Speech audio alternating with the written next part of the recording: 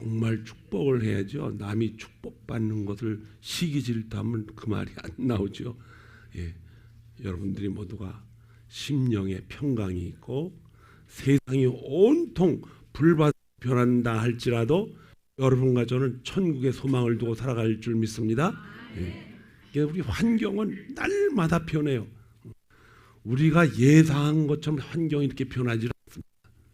어제, 그저께 또 며칠 전에 그렇게 친구로 있었던 사람들도 다 떠나갑니다. 여러분들이 세상 믿고 또 세상의 환경을 믿고 그렇게 살면은 정말 우리 삶이 어려워져요. 그래서 우리 삶 속에서는 항상 우리의 소망이신 생명의 닷줄을 항상 붙잡고 계시는 예수 그리스도만을 믿고 살아가야 될 줄로 믿습니다. 오늘 하나님 말씀은 특별히 이제 하나님이 우리에게 어제 우리가 주셨던 이 마이크가 조금씩 소리가 끊어지네요.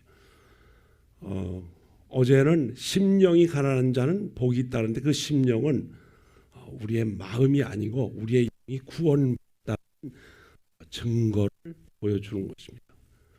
구원받았다라고 하는 것은 우리 심령, 하나님이 우리에게 인간을 지을 때 그 심령을 코에다가 생기를 불어넣으셔서 주셨어요. 그런데 이것을 잊어버리면 안 됩니다. 여러분과 저는 우리에게 안에 누가 있어요? 성령이 계시고 성령이 계신 이유는 우리 때문이 아니고 안에 계신 우리 구원받은 영 때문에 그렇습니다. 영, 우리 영이 있어요. 동물하고 전혀 다릅니다. 여러분들과 저는 동물 전혀 다른 모습으로 하나님이 우리를 통해서 특별히 영광을 받으시기 위해서 교제하고 아주 친숙하게 보내려고 하나님은 우리를 아주 특별하게 지으셨어요. 그래서 그걸 잊어버리고 살면은 자칫 우리는 세상의 다른 동물들과 똑같이 살아갈 수밖에 없는 그런 존재가 됩니다. 그래서 그 영혼을 다시 살리셔가지고 하나님이 살려놓은 것뿐만 아니라 하나님께 교제할 수 있는 새로운 정신을 준 것이 제3의 정신이다. 이렇게 말씀을 드렸어요.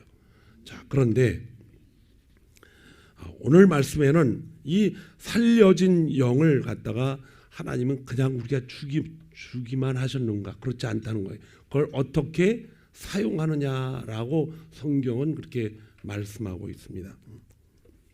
자, 온유한 자는 복이 있나니 저희가 땅을 기업으로 받을 것이요. 제가 이거 어렸을 때요. 그럼 마음이 착하면은 하나님이 땅을 주시겠다라는 생각을 했어요. 그래서 더 착하게 살자 이렇게 생각을 했는데 이 착하게 사니까 이게 안 되겠더라고. 착하게 사니까요 친구들이 많이 몰려들어요. 왜? 뭘 나중에 알고 보니까 뜯어먹으려고. 이제 뜯어먹을 게 없으니까 어떻게 돼요? 다 떠나요. 그래서 착하게 살수록 참 다른 사람한테 인기도 좋고 많이 사람들한테 인정을 받고 친구들이 많은 것 같지만은 그 사람의 내면에는요 그 착한 것 때문에 정신이 어때요? 혼란스럽습니다. 그리고 괴로운 날이 자꾸 찾아와요. 식사를 하러 다 같이 가지 않으니까 눈치를 솔솔 보고 다 안 내려고 그래. 그럼 어떻게 해? 천상 착한 사람이 가서 이 착한 사람 또 멍청한 게 내가 뭐니 그런 때는 어떻게 앞장서서 순발력이 굉장히 빠릅니다. 내가 낸다 그러고 딱 내고 이게 한 번은 괜찮아요. 두 번, 세 번 계속 하다 보니까는 집에 와서 이제 뭐 와이프나 누가 뭐 좀 살려고 돈이 부족한다는 돈이 하나도 없어. 왜? 바깥에서 자기 그 온유함을 자랑하려고 하다 보니까 다 써버린 거예요. 그럼 되겠어요? 안 되겠어요? 안 되죠. 여러분들이 안 된다고 하면서도 그렇게 사는 사람은 정말 지혜가 없는 사람이야. 그런 지혜를 가지고 사니까 여러분과 제가 지금 어떻게 살아요? 아주 가난하게 사는 겁니다. 부자들을 제가 가만히 봤더니요, 얼마나 짠지 아세요? 제가 서울에 가서 여기 사시는 분한테 부탁을 받고 서울에 신방을 가서 저희 아버님이 암이 걸렸는데 가서 기도 좀 해주세요. 엄청나게 부자예요. 그래서 일부러 그 집에 갔어요. 가서 기도해드리고 소망을 갖게 하고, 딸이 거기서 신앙생활을 열심히 하는데, 딸이 그 모스크바의 대사를 했던 외교관하고 살던 결혼을 해서 살아요. 근데 우리 교회 가까우니까 나왔는데, 그 아버지가 이제 부자예요. 그 갔더니 어마무시하게 집을 줘놓고 살더라고요. 지금 돌아가셨어요. 근데 아침 식사를 하는데 딱 정해진 규칙, 아침에 저녁 딱 규칙된 것만 한대요. 그래서 야, 이 부자치고는 반찬이 너무 왜소하다 이렇게 생각을 했어요. 뭐 손님이 오면 대접을 우리는 막 하잖아요. 없는 것도 그냥 다 숨겼던 거 다 꺼내 먹고 그러잖아요. 근데 그분은 딱 손님이 올 때는 무엇 주라고 그 가정부한테 딱 정해놨어. 그 이상 돈 쓰지 말라는 거예요. 그리고 첫날 그분이 유익하다 그러면 그 다음날 또 초대를 한대요. 그래서 그때는 풍성하게 차려준대요. 왜? 그 다음날을 위해서. 근데 첫날은 뭐니까 그 다음날은 제 초대 안 받았어요. 저 별로 도움이 안 됐던 모양이죠. 그렇게 해서 부자가 되는 거예요. 온유한 자라는 것은 다른 사람한테 인기가 좋아서 그냥 막 그냥 참 착하다 이런 뜻이 결코 아닙니다. 온유한 자라는 것은 뭐냐면 이 참 주님이 이런 말을 그때 쓰셨다는 것이 유대인들은 다 온유한 것처럼 보이거든요. 다 온유해요. 그들이 온유하기 때문에 사실은 다른 그 종교를 가지고 있는 사람은요 싸움이 나거나 당하지 않습니다. 근데 주님은 하나님은 너희가 당한 아픔을 악으로 대하지 말라고 그랬어요. 그냥 놔두라 그랬어요. 그래 당하고만 살아라 이런 뜻 아니에요? 그런데 그렇게 놔두면 누가 갚아주시겠다? 하나님이 다 갚아주실 테니까는 그렇게 하지 말아라. 그래서 산상보험 그 6장 7쪽으로 넘어가면요 그런 내용으로 가득 차 있어요. 그게 뭐냐? 오리를 가자 하면은 심리를 가라고. 아니 오리 가기도 힘든데 심리를 가라고 그래요.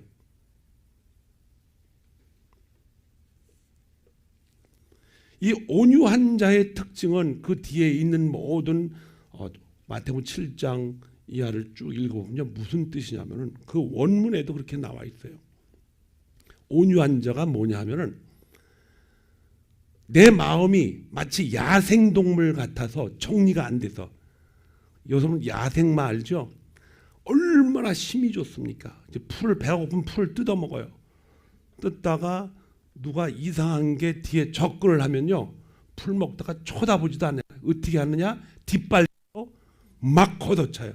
그러니까는 야생마들은 자기가 뭐에 주위에서 혼란스러움이 온다 그러면 인정장을 보지도 않고 확인다라고 뒤로 막 그냥 걷어차고 그냥 난리를 치는. 그러니까 그 야생마들이 모여 사는 곳에 잘못 가면 큰일 납니다. 그래서 그러한 혼란스러움, 뭔가 마음이 평안하지 않아요. 그럴 때 밖에서 뭐가 들어와 가지고 그 마음을 어떻게 해준다? 평안하게 해주는 거를 그걸 온유해진다고 얘기하는 거예요. 혼란스러울 때 가장 쉬운 예로 여러분들 이 안에 지금 에어컨이 들어와요? 예, 들어온답니다. 많이 덥다고 에어컨 책값하라는 게 아니고 물어보는 거예요. 지금 많이 더워보세요. 그럼 여러분들 마음이 편해요? 안 들어오면, 더우면. 그렇게 어디에 신경이 써요? 몸에 더운 것 때문에 다른 것들이 눈에 귀에 안 들어오는 거예요. 더워가지고 마음이 어때요? 혼란스럽단 말이에요. 그런데 거기에 에어컨이 싹 들어오면은 마음이 어떻게 돼요? 평정이 돼가지고 이제 그때는 자기 길을 찾아간다 이런 뜻이에요. 그렇게 온유한 자라는 것은 밖에서 혼란스러운 어떤 상태를 무엇인가 들어가서 뭐하게 만든다? 평정하게 만드는 거를 온유하다 이렇게 얘기를 하는 거예요. 온유한 게 착한 게 아니에요. 그렇죠? 온유한 게 착한 게 아니에요. 그럼 착하게 살 거예요? 온유하게 살 거예요? 온유하게 살아야죠. 착하게 살면 어떻게 돼요? 맨날 부부싸움이에요. 아내는 집에서는 남편이 착하고 밖에 나가서는 센스가 빨라가지고 그냥 정말 유익계산을 철저히 해서 살아가는 남편을 원합니다. 아내들이 그래요, 안 그래요? 여러분 안 그럴 것 같아요. 다 그래요, 사실은. 밖에 가서 펑펑 쓰고 그냥 아내한테는 그냥 쨍쨍하게 쓰는 남자가 아니라 아내한테 가족한테는 막 쓰고 막 쓴다 그래서 뭐 그래도 보고 쓰겠죠. 그런데 그렇게 쓸 때 밖에 가서는 어떻게 해요? 유익 계산을 잘해서 센스 있게 센서 이게 움직이는 게 정말 잘 판단이 돼서 그렇게 쓰게 원하는 거죠. 우리 교회는 밖에 가서 그렇게 막 쓰고 사는 사람들이 없을 줄 믿어야 돼요. 안 믿어야 돼요. 이거 믿어야 되겠죠. 여러분들 밖에 가서 여러분들의 인간관계를 위해서 막 쓰고 여러분은 정말 가난해집니다. 인간관계를 물질 가난해져요. 절대로 가난해집니다. 부유한 사람이 될 수가 없어요. 1230 운동을 하라고 그랬으니까는 30이 뭐예요? 하루에 1불 치켜서 30불 쓰라 그랬지. 누가 300불 쓰라 그랬어? 누가 3000불 쓰라 그랬어? 그냥 적당히 이 밸런스를 잘 맞춰가지고 그 30불보다 더 소중한 여러분의 진실한 마음을 전해라 그러는 것이지. 여러분 돈이 뭐 얼마나 갖고 있는지 모르지만 막 쓰고 다니면 큰일 납니다. 그 돈은 하나님이, 그 물질은 누가 주신 거예요? 하나님이 주신 것이기 때문에 하나님의 영광을 위해서 정말 필요한 곳에 써야 돼. 필요한 곳에. 그게 정말 지혜로운 거예요.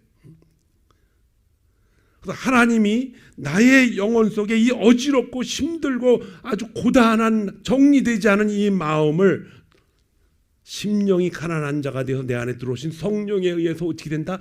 평탄하게 살아가게 된다는 거예요. 그러한 마음을 가지고 있으면은 이 사람은 땅을 뭘로 받는다? 기업으로 받는다. 자, 여기에 이제 대단한 축복이 있습니다. 땅을 기업으로 받는다. 자, 이스라엘은요 땅이 국유화되어 있습니다. 땅을 가지고 있어도 또 도로 넘겨줘야 돼요. 그것이 어떤 사람은 7년이라고 그러고 7년은 이제 경작을 하는데 한 해씩 묵은 땅을 기경을 하는데 대개 7년이 49번, 7번 해서 7, 49, 50년 만에 나라에다 도로 바친다는 사람도 있고 60년이라는 사람도 있고 어쨌든 그거 중요하지 않아요. 근데 땅이 기업이에요. 근데 그 땅이 무슨 의미가 있는가? 정말 하나님의 사람이 그 땅을 정복하면 그 땅은 뭐가 된다? 축복받은 땅이 되고 그렇지 않은 사람들이 그걸 정복을 하면은 땅은 뭐가 됩니까? 저주받은 땅이 된다는 뜻이에요. 여러분들이 축복을 받으면 여러분들이 기거하는 땅도 어떻게 됩니까? 축복을 받는 거예요. 땅에서 무슨 돈을 막 만들어내는 것이 아니고 그 땅에 거주하는 사람이 축복을 받으면은 그 땅도 뭐한다? 축복을 받는다는 거예요. 교회, 성당, 종교 건물을 엄청나게 지어놓습니다. 그런데 사람들이 그 안에서 어떻게 돼요? 하나님을 멀리 떠나게 되면 그 건물은 자동적으로 어디로 넘어가요? 술집이나 관공서, 파티장으로 다 넘어가 버리는 거죠. 이러한 사실들을 우리가 알고 있을 때 땅을 기업으로 받는다고 할 때는 그 땅의 임자가 축복을 받은 온유한 사람들이 들어가야 된다는 것이죠. 그래서 내가 온유한 자라고 하는 자신감을 가지고 있을 때 하나님은 여러분과 저에게 땅을 기업으로 주시는데 그 땅이 무슨 땅이냐? 여러분과 제가 이제 그 땅에서 하나님의 기업을 일으킬 수 있는 놀라운 축복의 땅이 된다는 것입니다.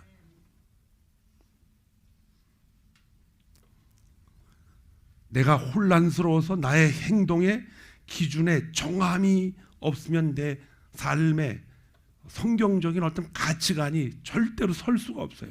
성경은 아주 중요한 핵심이 이 안에 있습니다. 성경을 다 알 필요는 없지만 그래도 아주 중요한 핵심은 여러 가지가 알고 넘어가야 돼요. 그렇죠? 알고 넘어가야 돼요.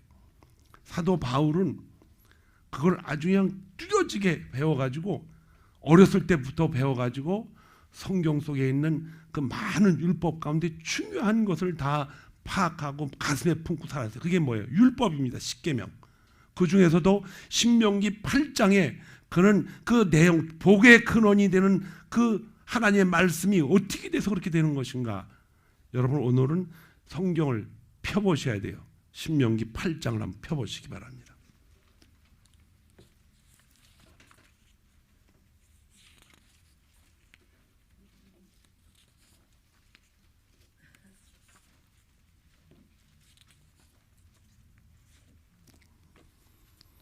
다 찾으셨죠?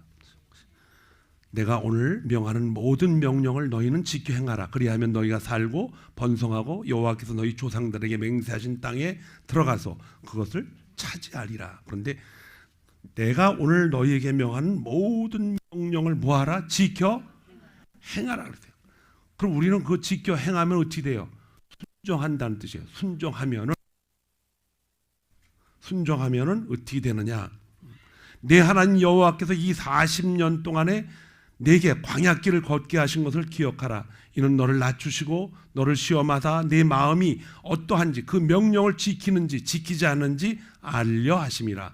너를 낮추시며 너를 줄이게 하시고 또 너도 알지 못하며 내 조상들도 알지 못하던 만나를 내게 먹이신 것은 사람이 떡으로만 사는 것이 아니요 여호와 입에서 나오는 모든 말씀으로 사는 줄을 내가 알게 하려 하심이라. 육체만 있는 것이 아니고 우리의 정신의 본 고장인 정신을 만들어내는 정신이 어딘서 나오는데 그 나오는 그 자리가 하나님이 코를 통해서 불어넣으신 영인데 그 영이 너에게 있다는 것을 깨달으려면 하나님이 주신 말씀이 그에게 필요하다는 거예요. 어제 말씀을 드렸죠. 예수님을 깨닫지 못하고 알지 못하고 이해하지 못한 사람한테 아무리 얘기해도 못 알아듣는 이유가 뭐예요? 그 영이 죽어있기 때문에 그래요. 그걸 미워하기보다는 어떻게 해야 돼요? 불쌍히 여겨야 돼요. 불쌍히 여겨야 돼요. 성도들도 마찬가지예요. 응? 하나님의 말씀을 육신적인 이 코와 눈과 입과 정신력으로 이해를 하면 절대로 이해 못합니다. 여러분. 하나님이 그의 코에 집어넣은 생기를 통해서 하나님이 그걸 살려놓으시고 어떻게 살리셨어요? 그냥 살리신 것이 아니고 독생자 예수 그리스도를 자기가 보는 앞에서 죄인들 앞에서 죽이셨어요. 그리고 성령이 그 옆에서 안절부절 못하면서 같이 우셨어요. 그래서 여러분과 제가 죽어있던 영혼이 살았습니다. 살아서 그 영이 사니까는 하나님과 교제하고 온유한 자가 된 것이에요. 그 온유한 자에게는 뭘 주시겠다 그랬어요? 땅을 기업으로 주시겠다는 거예요. 이 40년 동안 내 의복이 헤어지지 아니하였고 내 발이 부르트지 아니하였느니라. 너는 사람이 그 아들을 징계함 같이 내 하나님 여호와께서 너를 징계하시는 줄 마음에 생각하고 내 하나님 여호와의 명령을 지켜 길을 따라가며 그를 뭐할지어다? 경외할지어다. 여기 경외가 무슨 뜻이냐면 그를 받들어 총 이런 게 아니에요. 그를 두려워하면서 리스펙트하라는 거예요. 두려워하라는 거예요. 하나님을 뭐하라? 두려워하라. 그냥 하나님 차렷 경례 이게 아니고 그를 두려워하라는 거예요. 이것도 게임이 아니에요. 이 실상이라는 것입니다. 그분을 두려워하고 그분을 정말로 우리를 창조하신 창조주로 생각하고서 그분을 두려워하는 마음으로 뭐하라? 그분을 경배하라 이런 뜻입니다. 어제 말씀드렸지만은 아이가 아버지한테 그 어답트한 딸이 아버지한테 아버지라고 이게 선뜻 다가오지 못했던 이유가 두려움이었기 때문에 그래요. 두려웠던 거예요. 그런데 천둥 번개가 치니까 두들기면서 피할 길이 없으니까 그 아버지한테 가서 처음으로 입을 엽니다. 아버지, 이 방에서 같이 자도 되나요? 하나님의 명령을 지킬 수 있다는 것은 엄청 큰 축복입니다. 그래서 사도 바울은 율법학자고 이제 그는 바리새인으로서 철저하게 하나님의 말씀을 순종하면 뭘 받는다? 축복을 받는다고 이렇게 생각을 했어요. 순종이 키다 이렇게 생각을 했어요. 저도 그렇게 생각을 했는데 그게 아니라는 거예요. 여러분과 저는 순종 못합니다. 왜? 그분을 완전히 모르기 때문에. 예수를 믿는다고 나왔지만은 순종할 방법이 우리에게 주어져도 할 수가 없어요. 예수를 믿는 사람들은 다 신앙의 사람으로서 다 순종하고 싶지요. 신명기 복을 어떻게 받느냐? 순종하면 받는다 이거예요. 하나님 말씀을 처음부터 그렇게 나옵니다. 내가 오늘 명하는 모든 명령을 너희는 지켜 행하라. 지켜 행하라. 그리고서 그렇게 행하면 하나님이 모든 것을 축복하시겠다고 약속을 했습니다. 그런데 행하지 않으면, 순종하지 않으면은 20절에는 여호와께서 너희 앞에서 멸망시키신 민족들 같이 너희도 멸망하리니 이는 너희가 너희의 하나님 여호와의 소리를 뭐하지 아니하였다? 청종하지 않았다. 그래서 열심히 순종하면서 살려고 했는데도 순종이 됩니까? 안 되잖아요. 순종이 안 돼요. 왜 순종이 안 될까요? 정말 여러분 사람 변화시키는 거 쉽지 않습니다. 여러분들이 여러분들하고 가까운 사람 또 아는 사람 가족들을 변화시키려고 노력을 해보세요. 아무리 노력을 해도 다 노력을 해야죠. 그러나 그 노력한 결과 아이들이 형제들이 변합니까? 부모님이 변해요? 안 변하죠. 안 변해. 왜 안 변할까요? 변해야 되는 걸 알면서도 안 변해. 뭔가를 뭐예요? 모르고 있기 때문에 안 변하는 거예요. 그거 알면은 순종하지 말라 그래도 어떻게 돼요? 순종하게 돼 있습니다. 그걸 알려주는 거예요. 저희 집에서 북한에서 탈북한 가정 그 정부에서 와서 좀 도와달라 해서 거의 1년 가까이 같이 살았는데 35살 먹은 이 여인이 혼자 4살짜리 아이를 중국에서 살다가 태국까지 걸어서 갔어요. 걸어서 한 달 넘게. 근데 밤에만 걸어요. 그리고 가다가도 아이를 들쳐업고 가다가도 힘들면은 쉬기도 하겠지만 밤새 길을 걷지 않으면 낮에는 못 걷습니다. 잡히니까. 워낙 수상한 사람들이 많아서 이렇게 고하고 그러니까 밤에만 걷는 거예요. 그 끌고 가는 사람이 있죠. 어디로 데리고 가는 사람들. 그 고생은요 이름 말할 수가 없어요. 온 몸에 부스러기 나고 그냥 이게 살까지 다 까지고 밤에 안내하는 사람이 떡을 빵을 조그만 걸 가서 몰래 구해와서 또 먹이고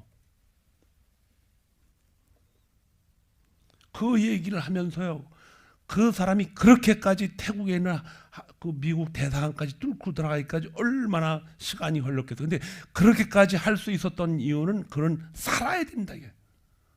여기서 살 수가 없으니까 내가 내 인생을 이렇게 사느니 차라리 죽는 게 낫다. 그러나 살아야 된다. 그렇기 때문에 모든 고난을 다 그냥 하고 그걸 넘어가서 사는 거예요.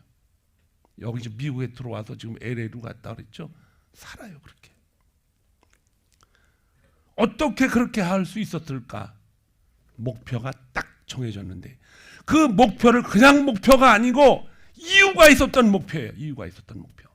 내가 반드시 넘어가서 내가 자유를 얻어서 내 어머니도 끌고 나오리라는 정확한 목표가 있는 거예요. 그래서 어머니도 다 데리고 끌고 나왔어요. 그래서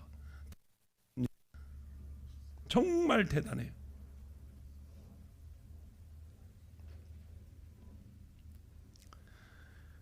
하나님이 우리에게 순종하라는데 순종, 그러니까 따라가서 하나님 말씀을 지키라는데 그 이유 없이 따라가면요 나중에 우리는 어떻게 돼? 지칩니다. 지쳐요.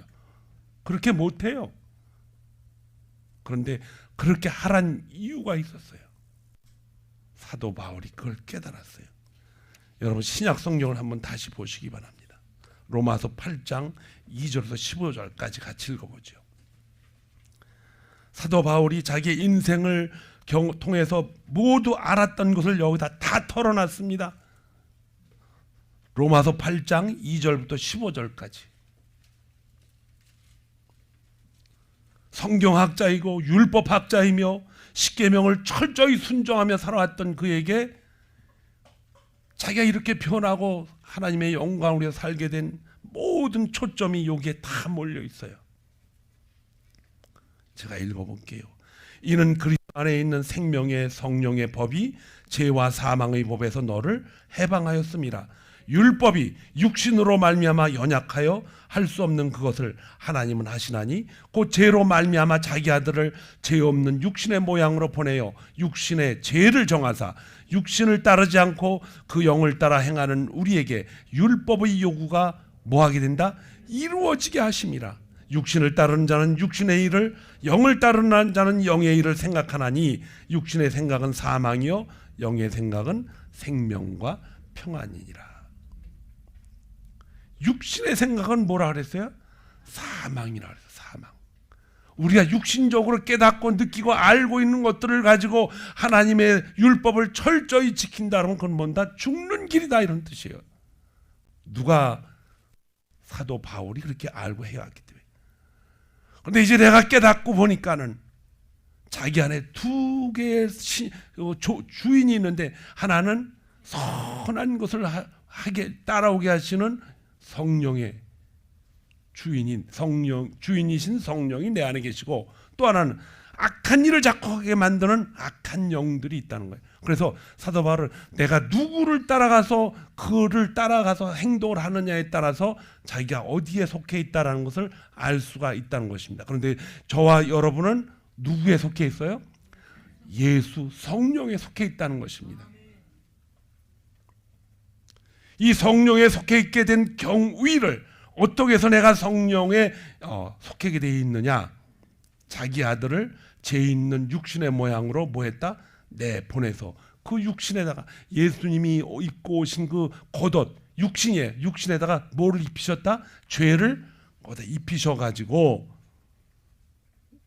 육신을 따라 살지 않게 하고 그 안에 성령이 계시는데 그 성령을 따라 우리도 살게 하시려고, 그렇게 하시려고 그분을 십자가 위에서 여러분과 저를 위해서 죽이셨습니다.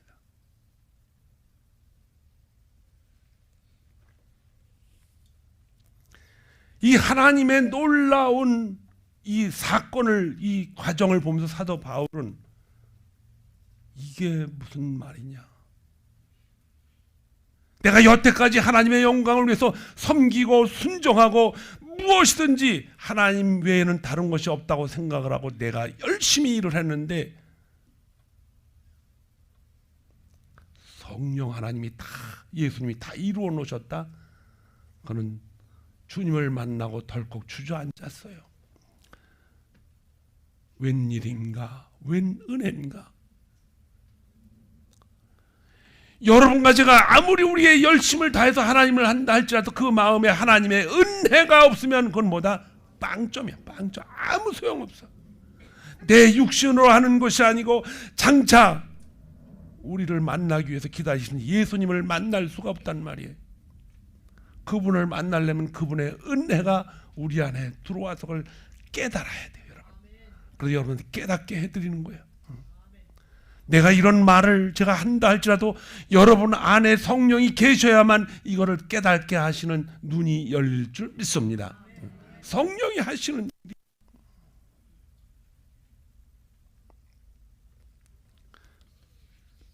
하루에 3끼 먹고 살면서 자고 일어나고 또 자고 일어나고 먹고 자고 또 자고 일하고, 이게 어제 말씀드렸잖아요. 이게 지금 뭐 하는 짓이에요 우리가. 내일도 이렇게 살 거 아니에요? 그래서 우리 하나님 만납니까? 그러면 차라리 뭐 오늘 만나는 게 더 낫죠. 우리가 숨쉬고 움직이고 활동하는 모든 것까지도 하나님의 은혜였습니다. 때로는 여러분과 저는 우리 각자의 중심에서 생각하고 판단하는 그러한 중요한 것들이 있어요. 조심해야죠. 우리 교회가 세워진 지 3년 가까이 됐을 때 어떤 분이 전화가 왔어요.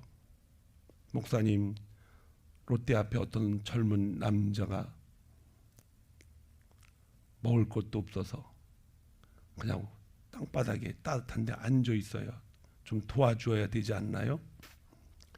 그렇게 전화를 할 거면은 본인이 알아서 그렇게 하시지 그걸 왜 저한테 넘깁니까? 그래서 제가 그때는 마음이 착해가지고 그렇게 착했어요. 또 그걸 못 보잖아요. 그리고 거기 가서 그 사람을 세워가지고 제 차에 태우고 저희 집에 와서 샤워도 하라고 그러고 어디 갈 데가 있으니까 없대. 지하실에 방이 하나 있으니까 거기서 주무세요. 그 다음날 어디 갈 데 있으면 어떻게 할 거냐고. 잡을 찾을 때까지 여기서 계세요. 남편이 그러니까 아내는 따라가야지 어떻게 해요. 그래서 취직을 시켜줬어요. 그 아는 사람이 있어. 그랬더니 나중에 그 취직한 그에서 열심히 일을 하는 것 같은데 그 주인이 어느 날 전화가 왔어요. 목사님 사람을 잘못 소개했다고. 그게 무슨 소리야? 목사님이 다 물어내라고. 이분이 세탁소에 있는 옷을 많이 가지고 얼른 도망가 버렸어요.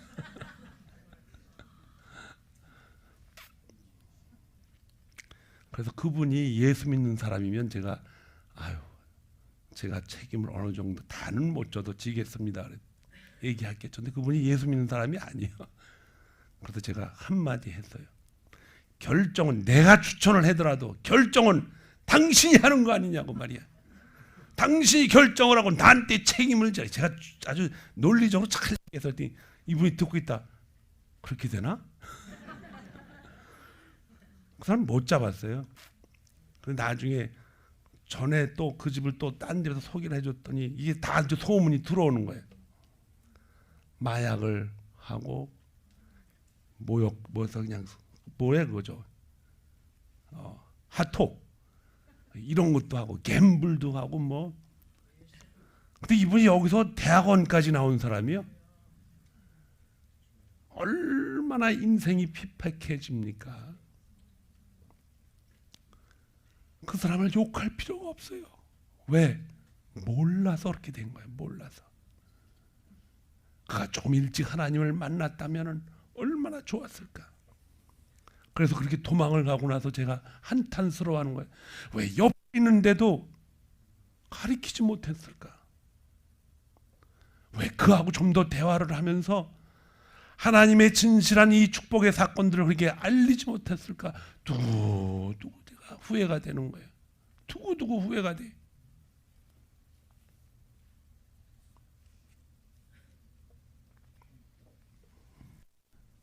강포에 쌓인 자를 하나님이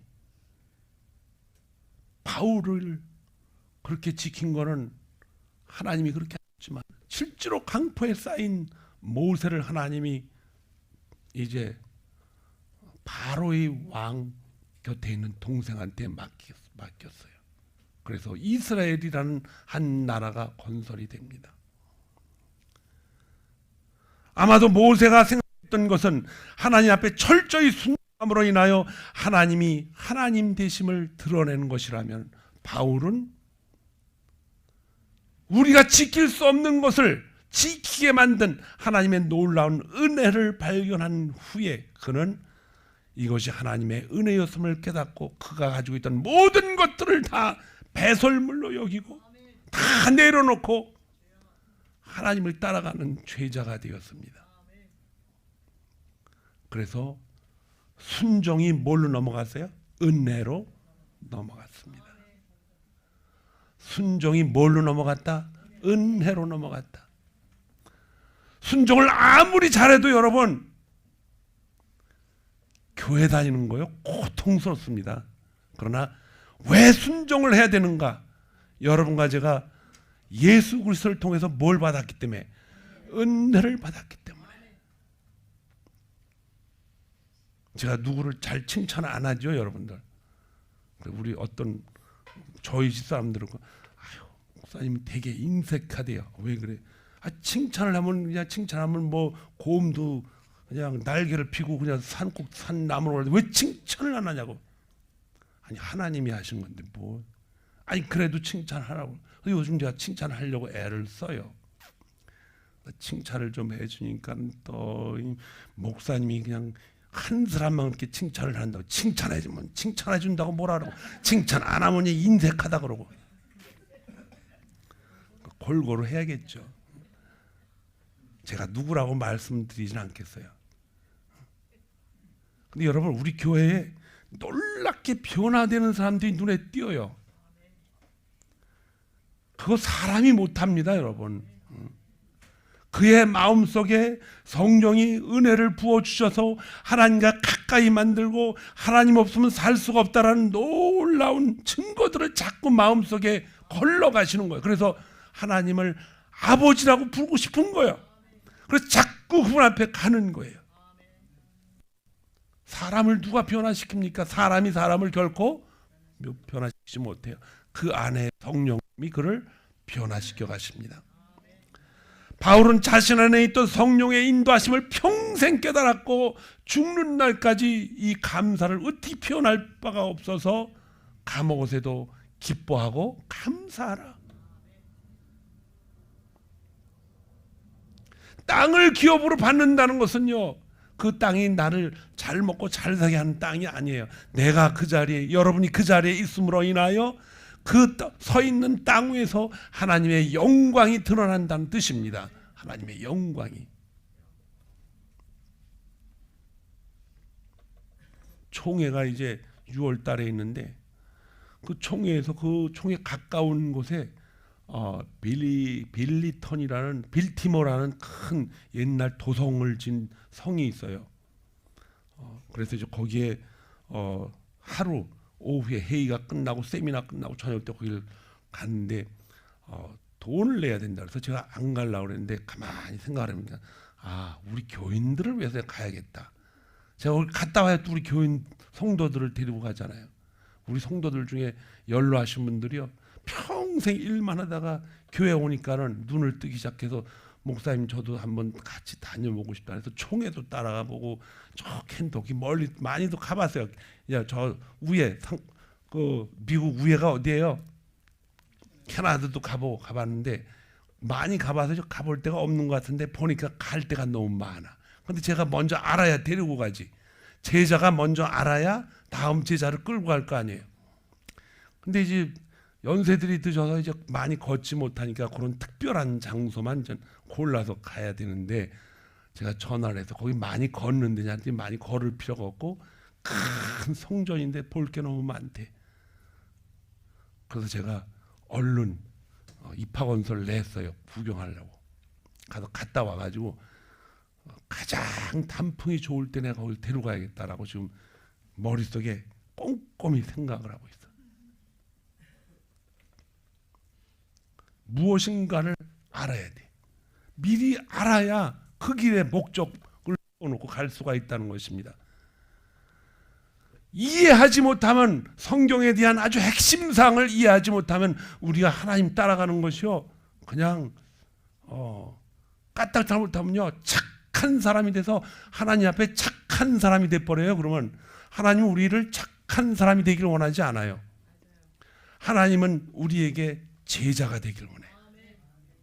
착한 사람이 되면은 이게 까딱 잘못하면요 예수를 믿으면서도 정말 나중에 험난하게 살다가 험난하게 사는 경우를 당했을 때 하나님을 완전히 떠나게 되는 사람이 많다는 거예요. 그러니까 하나님은 우리에게 누구의 제자? 예수 그리스도의 제자가 되기를 원해. 그래서 예수님이 하신 말씀을 통해서 그 원인이 뭔가를, 하나님을 아버지라고 부를 만한 충분한 이유가 있다는 것을 우리에게 가르쳐주고 있는 거예요.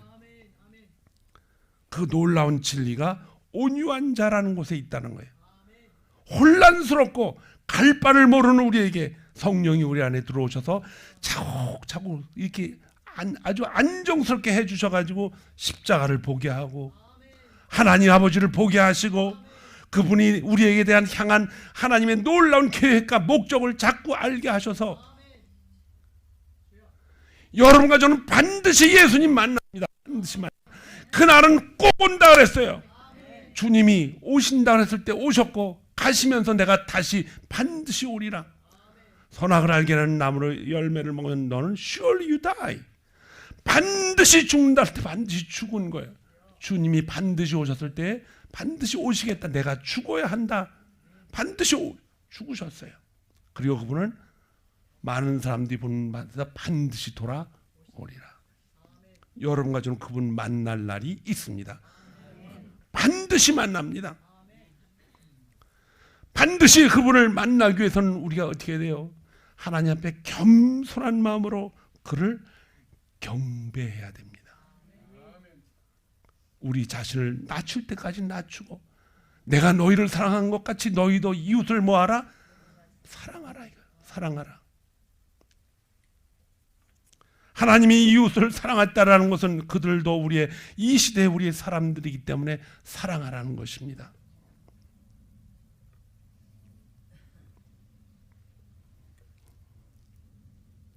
제가 안수를 준 목사님들이 나이가 저도 훨씬 작잖아요. 그래서 아직도 그들을 바깥에서 만나면요, 저는 김 목사라고 안 불러요. 김 목사님. 여러분 목사님이라는 말을 붙이세요. 꼭 김 목사 이리 와봐, 이리 와. 이렇게 하면 안 된다는 거예요. 그 형제가 집사라고 그래도 제가 우리 교회 집사님한테 박 집사 일로 와봐 얘기해요. 박 집사님, 형제도 형제님. 저희 어머니는 이제 제가 전화를 하면 요즘에 그렇게 얘기하시다고요. 제가 무슨 얘기를 하면 목사님이 목회를 하는데 얼마나 힘드시겠습니까? 님자를 이제 붙이시기 시작해. 그 님자 하나가요 인생을 확 바꿔놔요. 여러분들이 사랑하는 사람들에게 대화를 할 때 무슨 자를 붙이라 그랬어요? 요를 붙이라 그랬어요. 요를. 가장 사랑하는 사람을 가장 최고의 대접을 해가지고 살아갈 수 있는 날이 이제 다 지나가 버렸는데 이제 얼마 안 남았지만 그날까지도 어떻게 하라? 요자를 붙이면서 그렇게 하라는 거예요. 미국 오니까 사람들이 가장 많이 쓰는 말이 뭐예요? I am sorry. 또 하나는 I love you. 물론 그것을 관용어처럼 쓰기 때문에 어떤 때는 별로 의미가 없게 들릴 수도 있어요. 그러나 정말 그 말을 신중하게 쓰면은요, 여러분들과 저는 우리 안에 성령이 계셔서 온유한 자가 됐다는 증거입니다. 그 온유한 자에게는 하나님이 땅을 주시는데 그 땅의 기업이 뭐냐? 어떻게 나타나냐? 우리 안에 놀라운 평강으로 가득 차게 됩니다. 놀라운 평강으로 가득 차게 돼요. 땅이 넓어도 잠을 못 자는 사람이 있지만은 자기 혼자 앉아 있는 땅이라도 거기 안에 평강이 있으면 그 땅은 땅이 기업으로 받은 거예요. 바울은 자기가 앉아 있는 땅에 감옥에 들어가서 쇠사슬을 차고 이렇게 고기만 받았어요. 근데 그 땅이 그 감옥이 하나님의 기업이 된 거예요. 그 감옥에 있는 사람들이 다 예수를 믿고 감옥을 지키는 사람까지 예수를 믿게 되고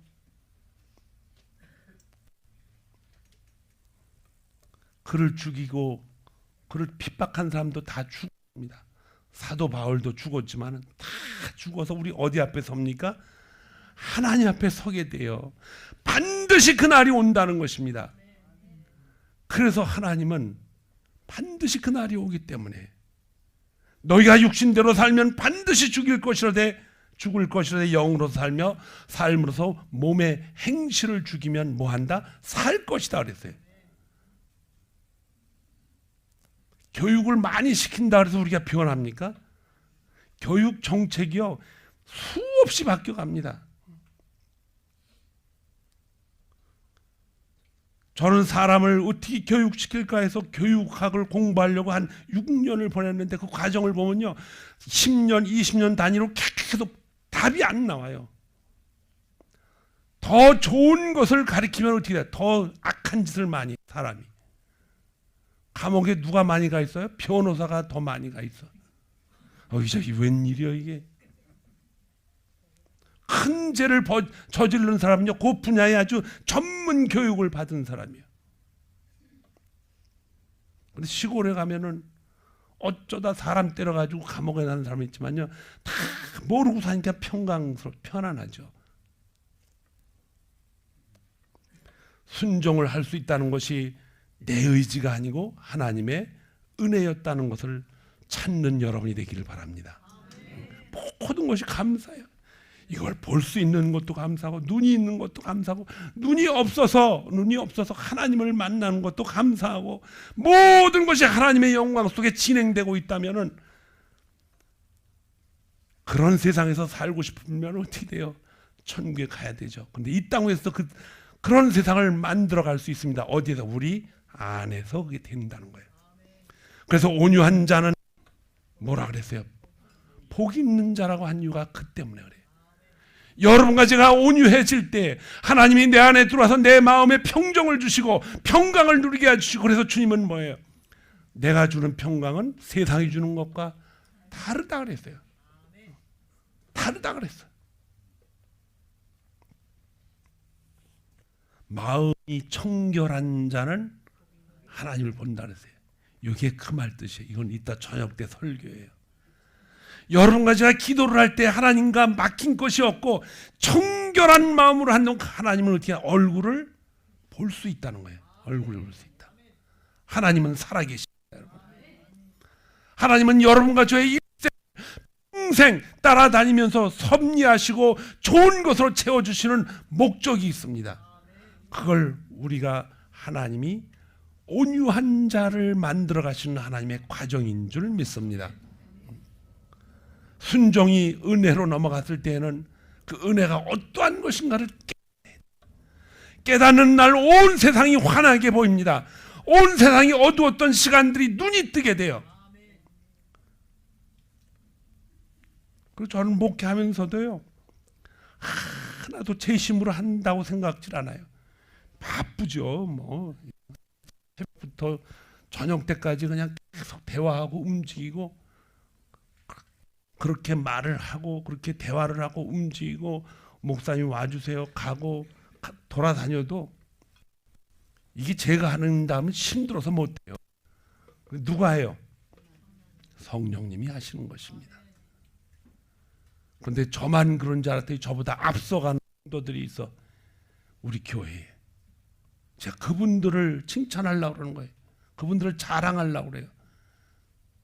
멀리서 목사님 부흥에 참석하고 싶은데요, 부흥에 와서는 기뻐하고, 아니 내가 부흥에 참석하라고 오라고 뭐 전화를 한마디 했어요?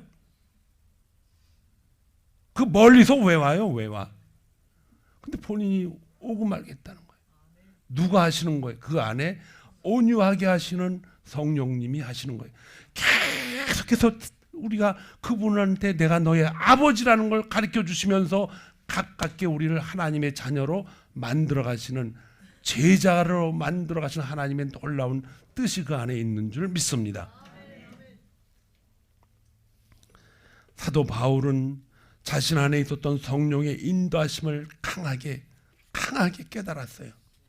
때로는 체면 때문에 내려놓고도 싶었고, 때로는 자기가 가진 명성과 재산과 권력 때문에 뒤로 숨기고 싶고, 손익계산 때문에, 손해보고 이익을 보는 계산 때문에 안 하고 싶었는데, 어느 날 그 혼란스럽던 삶이 평정을 찾고 하나님 앞에 유익하게 쓰임받는 온유한 자가 되었을 때 그는 목숨을 내놓고 기도를 합니다. 우리가 잃어버리고 살았지만은 그것을 알게 하신 하나님, 우리가 전혀 깨닫지 못했지만 우리에게 깨닫게 하신 하나님, 이 중요한 사실들 여러분들이 알고 그걸 갖다가 가슴에 품고 기쁨을 얻는 시간들이 매일매일 있어야 돼요. 이것이 없으면 신앙생활 우리는 허하게 돼. 아무 의미 없이.